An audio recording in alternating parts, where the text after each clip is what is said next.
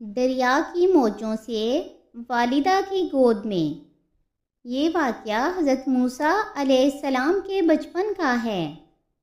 فرعون کو نجومیوں نے یہ خبر دی تھی کہ بنی اسرائیل میں ایک ایسا بچہ پیدا ہوگا جو تیری سلطنت کی بربادی کا سبب ہوگا۔ اس لیے فرعون نے اپنی فوج کو یہ حکم دے دیا تھا کہ بنی اسرائیل میں جو لڑکا پیدا ہو اس کو قتل کر دیا جائے۔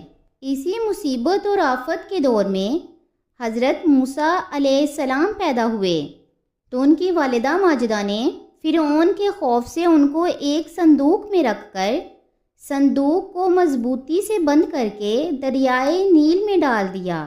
دریا سے نکل کر ایک نہر فرعون کے محل کے نیچے بہتی تھی۔ یہ صندوق دریائے نیل سے بہتے ہوئے نہر میں چلا گیا۔